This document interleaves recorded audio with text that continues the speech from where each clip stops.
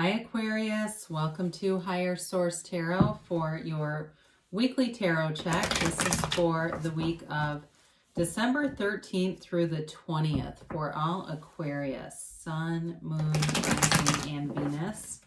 If you're new to the channel, I post new readings on Fridays and then usually again on Monday or Tuesday. So if a reading doesn't resonate, you can check back in a couple of days and watch a new reading. You could check a different part of your chart.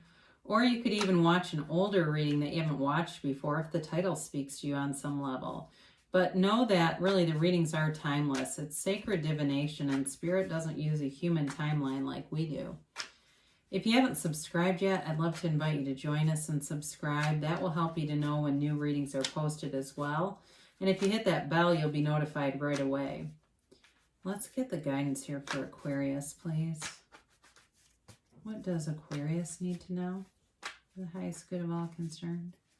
What messages do you have for Aquarius, Sun, Moon, Rising, and Venus? Okay.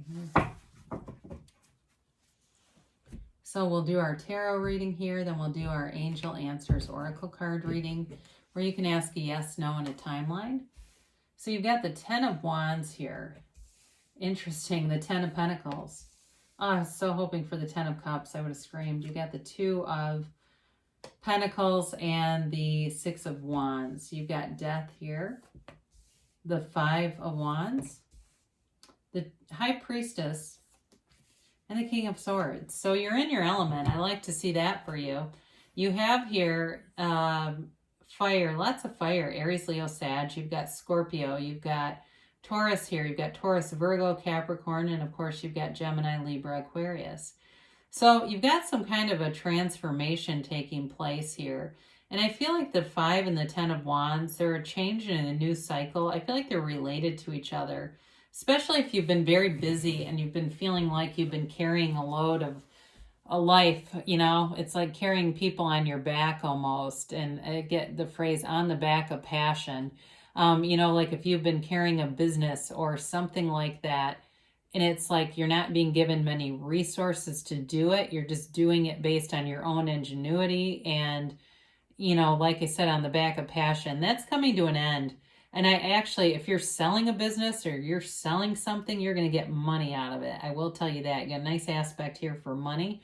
And you may even, if it's something like that, you may even reinvent yourself. So don't be afraid of that. Move forward, because you're really one of the signs that has some of the most out-of-the-box thinking. If you want a creative employee, hire an Aquarius. And so with this 10 of Wands, you're coming away from this. So know that if you've had an energy that you feel is, it's tiring after a while. You know, it is. It's burdensome and tiring. You're getting out of this cumbersome field and being released into some, I feel like, some new energy that's really going to move you forward. So you've got the Wealth card here. You've got the 10 of Pentacles. Who's buying a Rolex? I see this flashy watch in front of me, or maybe it's something else. Enlighten me. But with the 10 of Pentacles, you will be rewarded. And it's anything that you put in, you get what you expect. You are, creator of your own reality. So the universe mirrors you. Now with this 10 of Pentacles, it's also a card that reminds us to be in appreciation, because as you look at the characters, they're kind of just, not really tuned into all that money dropping down around them. It's also a card though that may be an indicator of something you didn't expect, but it brings in money. You didn't realize it was going to be something so positive. And so with this card, it represents a story from the Bible.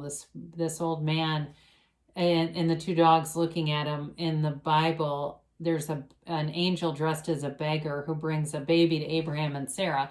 And the dogs know that it's an angel here, okay? So it's like telling you that something that you might not have wanted or you might not have realized was going to be a good turn of events is. And that could be in love too. If you had a breakup and you have been single for a while, there may be somebody new. There's definitely somebody that, I was going to say wants you, is noticing you. So the Two of Pentacles, again, you're still kind of hanging on to this busy energy, but it's kind of a fun energy. I mean, he's not like, you know, it's not like the Ten of Wands where he's struggling. He's kind of having fun with it. So some of you may be very busy sooner than later. And especially if you've been feeling like, you know, you don't like the way that the shutdown has been and that sort of thing, you may find that it picks up for you, but you've got abundance here. And so let those good ideas roll in and don't be afraid to try them. You know, if it's something like a book you've written and you've been wondering about getting it published, maybe you write to a publishing company or send it, or maybe even start looking at self-publishing as an option. And that might be for one person on here. But I do feel like there's something you're kind of toying around with, an idea, and it's going to be lucrative. So the Six of Wands shows up, and it's a card of victory and success. I mean, it's prominence. I'm telling you, whoever is the one with the Rolex watch, here you go together. You know, and I don't know if you're just in some high-end shopping center, and that's why I keep seeing that, but it's definitely pulling in the finer things in life, okay? And I understand life is more than just nice clothes and watches, but for somebody here, you're going to have some nice money here coming in, and it does allow you to do some things for yourself, whether it's just getting a nice like overhaul on your appearance, your hair, all that kind of stuff, if you've been too busy to deal with it too, because you've just been in this energy field of having a lot to do. You are getting attention though. So if you're single, you got people who are looking at you, have an interest in you. And it might also be, if you're in a relationship, kind of a renewal where they, you know, there's sort of this recharge in the passion in the relationship that seems like it comes out of nowhere, but it's just been something that's needed. It may be a desire you've had, and it's just the universe answering. So you've got a transformation here though. I love the Death card, and I know that sounds nutty, but the skeleton represents your higher self. So it really is your higher self telling you to let go of any limitations, any limiting beliefs that you have. It's time to free yourself up from those and just let them die, because it's a rebirth. It is a time to reinvent yourself. So if something you're changing out of a career or something, this rebirth will be long lasting. If it's a rebirth of a relationship too, though, it's also going to be much better this time. If it's a rebirth of, like I said, the passion kind of dwindled and it's back again, it will be different. It'll be better. The Death card comes in to die and allow the ego to die, the ego attachments that we have to things to die off and to become whole with spirit and aligned. So, you know, with this too, there's a dawn of a new day. There's a new beginning for you. You're standing at this precipice of really a life that, you know, is a new lease on life. Like I said, it's a rebirth. And I don't know why, but I got for somebody near-death experience. I don't usually get that, but if you had an NDE or you know somebody close to you who did, that may be too the change in energy, just to kind of say, you know what, I only have this one experience right now. I'm going to take full advantage of it. I do feel like you're changing and leaving behind something that was chaotic for you, and it might have caused a bit of stress and pressure. So again, if it was work related with that Ten of Wands, you're leaving behind the chaos of it, and especially if it was unorganized and it was sort of like everyone was jockeying for clients or something like that. It feels a lot easier. It's like you're walking into this energy field where there's ease and just a really comfortable energy in terms of work and that sort of thing. Or if it's a relationship too, and maybe one where you weren't appreciated, or even again where there was too much competition in the relationship, like one-upsmanship, whoever that is, for it just comes through like you're getting away from that. So the High Priestess comes in, and she's the card of the psychic.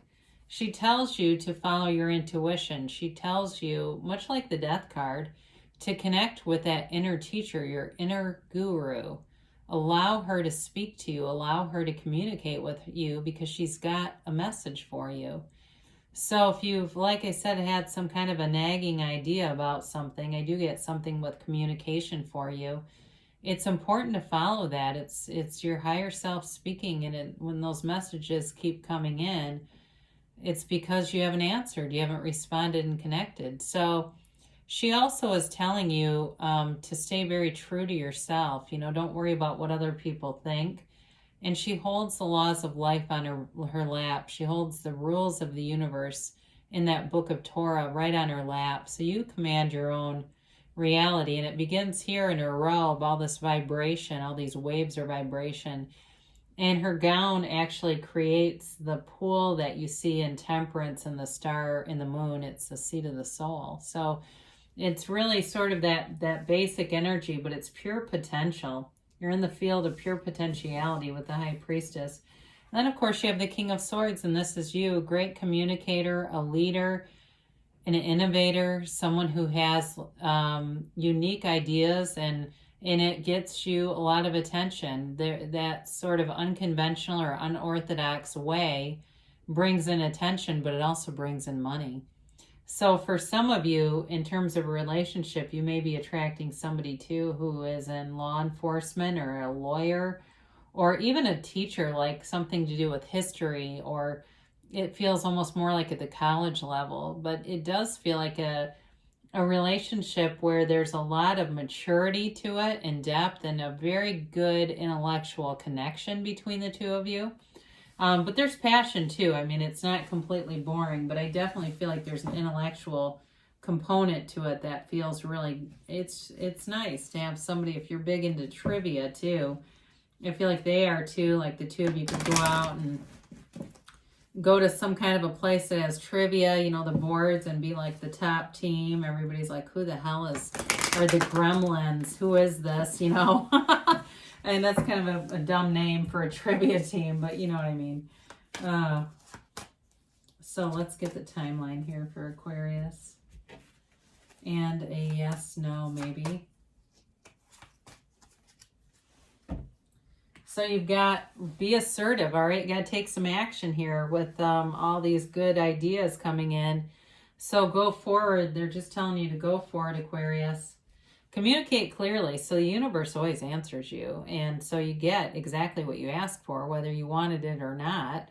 So be very clear about what you ask the universe for, because you're in a potent energy field and you will manifest. So be aware of that, especially if you're like, oh God, I've got a mix. Well, manifest yourself as having clarity. Of course, I didn't mention this. I mean, the King of Swords is great with communication, but also mental clarity is also important. So you'll get it with this too.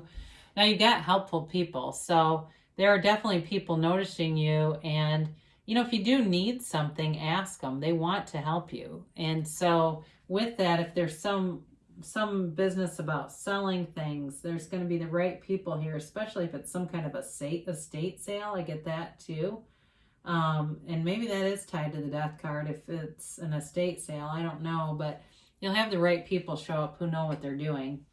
Now they say wait, which is kind of contradictory to be assertive, but there may be something about this as you move along that you get more information, or it also may be telling you that there may be a little bit of a wait. So if you're assertive and you go forward and you set your dominant intention and you go, what the hell? How come it's not coming? Well, there might be a little bit of a wait for some reason, that there's more coming together, but they do tell you it's a yes. And I keep getting this. I don't know why, because I'm really pulling from the middle of the cards, but whatever. Spirit wants to give you the message. They say you can have, do, or be anything with that energy. I love you, Aquarius, and I'll be back again soon.